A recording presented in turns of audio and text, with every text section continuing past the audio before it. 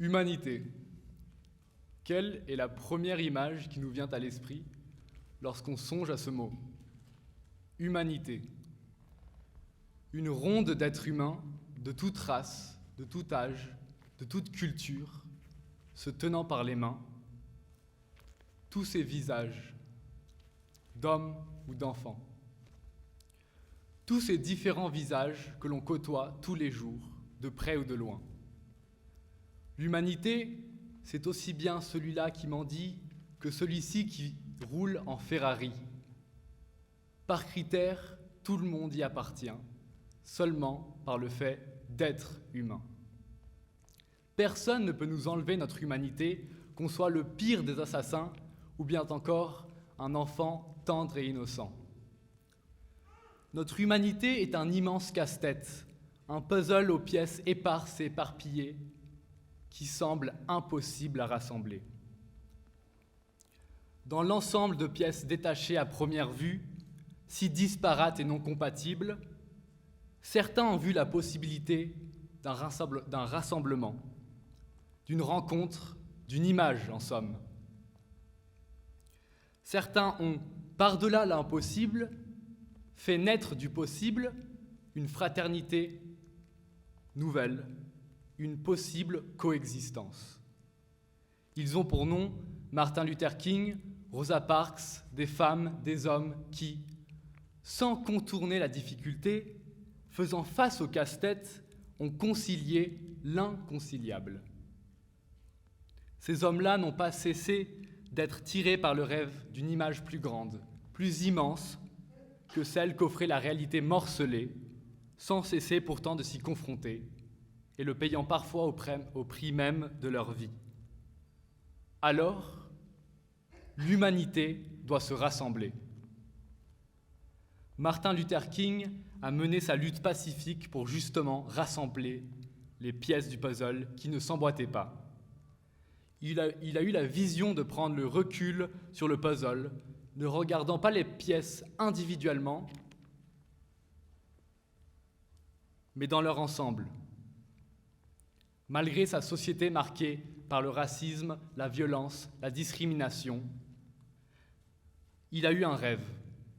Il a eu un rêve d'espoir, un rêve de solidarité, un rêve où les pièces du puzzle s'assemblaient et s'unissaient pour former l'image de la fraternité.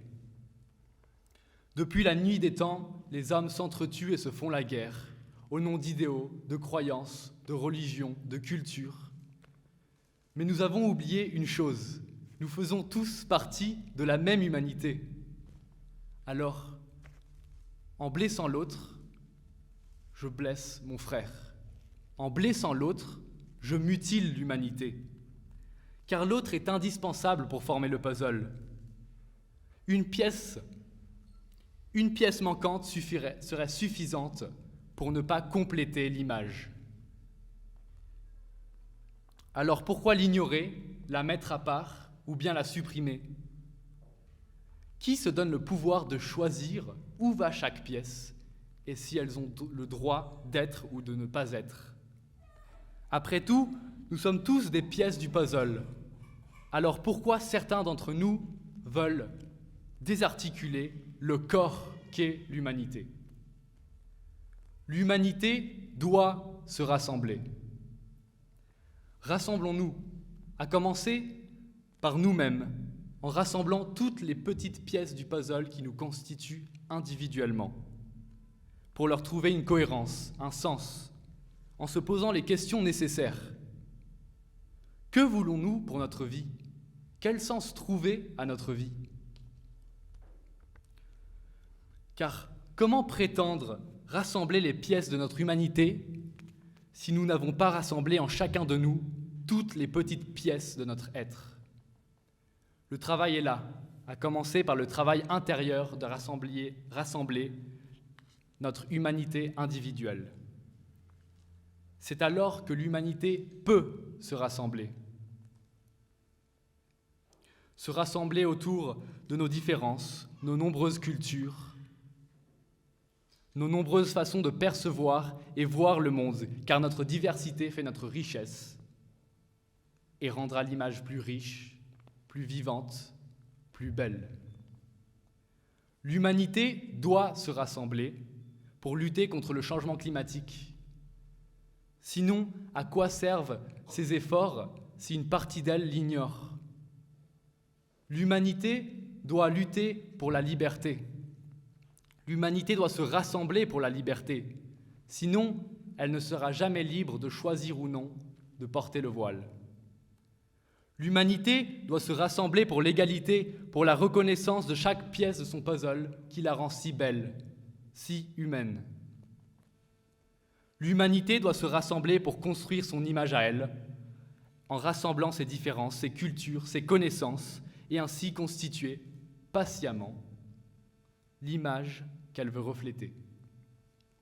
Elle est certainement inachevée, très complexe, avec de nombreuses pièces, mais elle se cherche.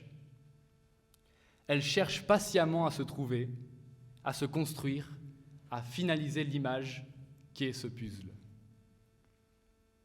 Espérons-le, une image de solidarité, de compassion et d'humanité. En fin de compte, chacun d'entre nous dans cette salle, présent ici, fait partie d'elle, de l'humanité. Peu importe notre âge, nos origines, nos idéaux, nos pensées, nos cultures, nos religions. Chacun d'entre nous, chaque pièce du puzzle,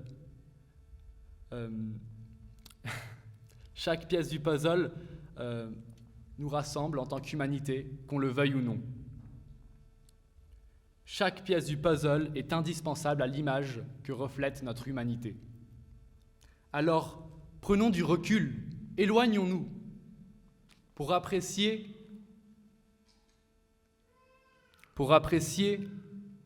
la vision d'ensemble.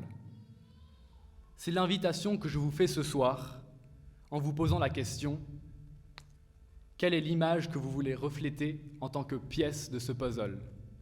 Merci.